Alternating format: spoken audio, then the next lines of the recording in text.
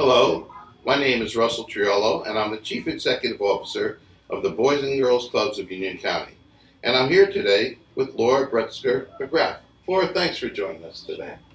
Laura, I know you're a resident of Union, and you've had much involvement in this community. And I also know that you're the owner of City Fire Equipment. Can you tell us a little bit about your business and what you do there? Sure. We're a family-owned business. The business was started by my grandfather and my father in 1952, so we've been around a long time. They actually started on 18th Avenue in Newark in a garage, and they grew and grew, and now we service all of New Jersey. We have 2 locations in New Jersey and 1 in New York, and we take care of people's fire protection needs. Wow, that's very important. Yeah. That's for sure. Laura, how did you get involved with our organization here? I mean, I've known you for such a long time, but how did you get started with this? Honestly, the first time I ever walked in here, I had taken a walk with my son. He was in a stroller, and I said, well, let me go check this place out. He was 2 years old. About 2 years later, there was T-ball, and they couldn't play Little League yet, but T-ball was here. So my first son, my son Dan, was about 1991, just, was playing T-ball here. A couple of years later, he decided to start swimming. At the same time, my other son was playing basketball. So my husband coached right up here on this floor. He was coaching with another person. We're actually still very good friends with the couple. It was the Frains. They were coaching together because they each had 2 boys, and that was Brendan, and Danny was swimming. Wow, that's really something. I remember the T-ball program. Actually, I can tell you that I actually started the T-ball program here. Because in my former life, in terms of the club I worked in, my professional life, I worked at the Boys and Girls Club of Garfield, and I started it there. And I noticed when I came into town that they didn't have a program for T-ball for that age group. So we started, of course, we have a relationship with the Little League today, and everything works out terrific.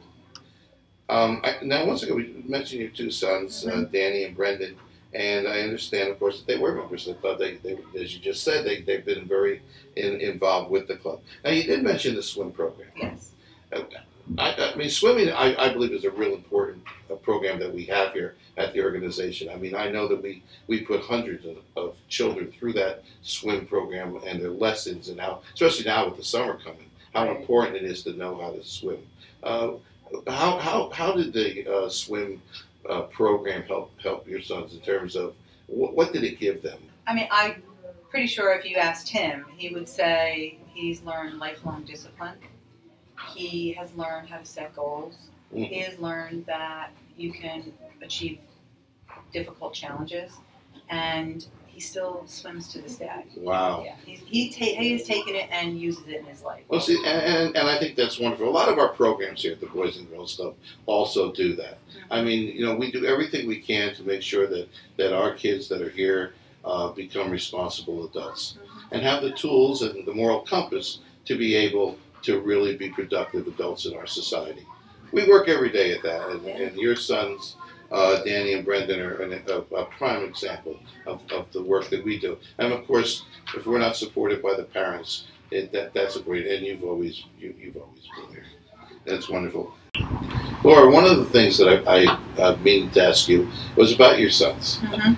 Just like to know where are they now? And what are they doing? And well, my younger son Brendan finished school at TCNJ 2 years ago, and he was a journalist for 2 years, and now he's working at a shelter for battered women. He's working in a program to work with high school students who may be in abusive relationships who are also athletes, because he was an athlete when he was in high school. My older son Dan is in law school. He just finished his 2nd year at Harvard Law School. He went to Georgetown undergrad. He taught for 3 years with Teach for America on an Indian reservation in South Dakota, and he decided to go to law school. And his specialties are going to be healthcare law and Indian law, I believe, and education law. Those are the things that are really important to me. We are proud of our alumni. Yes, and they're just a small representation of so many amazing kids who have come through here. I agree with you there. I just want to also ask you, we have our 60th anniversary coming up, and I do want to talk about that for a minute. That's coming up. It's our 60th year, as we know. And you're on our committee. And you're also very involved in the community. I know you're a member of Rotary. You're also very involved with the Chamber too, Chamber of Commerce here in Union. But the 60th anniversary. I mean, we've had such a wonderful history, and so many people here, including yourself, have made a big difference. So, could you tell me how you are involved with our committee and exactly what you're doing to help us in terms of the year? Somewhere along the line, I got a reputation as a really good fundraiser and tricky trade person. I ran the tricky trade at the high school for 8 years. So when I came on this committee, by invitation of Sal, it was kind of just natural for me to go into that area. And that's Sal Dovey, who's our chief operating officer, of course. Yes. So I'm helping chair the prize committee, and what we're going to do at the 60th anniversary is have a small auction with some very choice special items that people can bid on in various ways, and we're going to use that money, of course, to, we're raising it for the Boys and Girls Club. Exactly.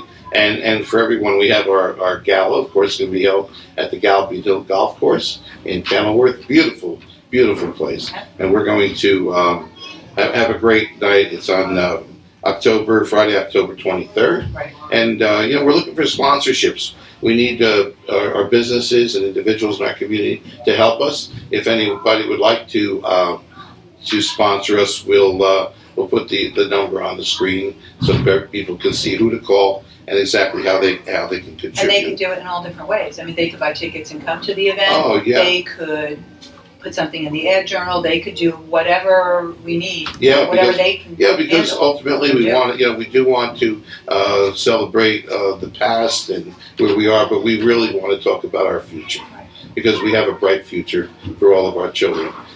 Laura, besides everything else we've talked about in the past few minutes, I also know that you yourself are still involved with the club, active in one of our activities, our Zumba program. Yes, yes. Can you tell me a little bit about that? Sure. For the past couple of years, right on this floor in the gym up here, every Monday, Wednesday, and Thursday nights at 7 o'clock, there's a Zumba class for adults. And it's run by a woman who lives in the community.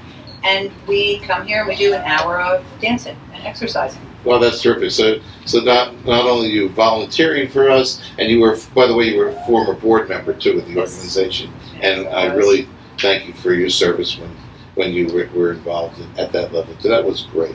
And so what an organization we have here. Absolutely. I'm so proud. This is my 36th year as the CEO, and that's a long time, but we still have so much more to do. And Laura, I can't thank you enough for coming in today. You've been an integral part of our organization. We are so thrilled to have you here, and we hope that, and I believe that you'll continue to be here for us and especially for our kids. Thank you, Laura.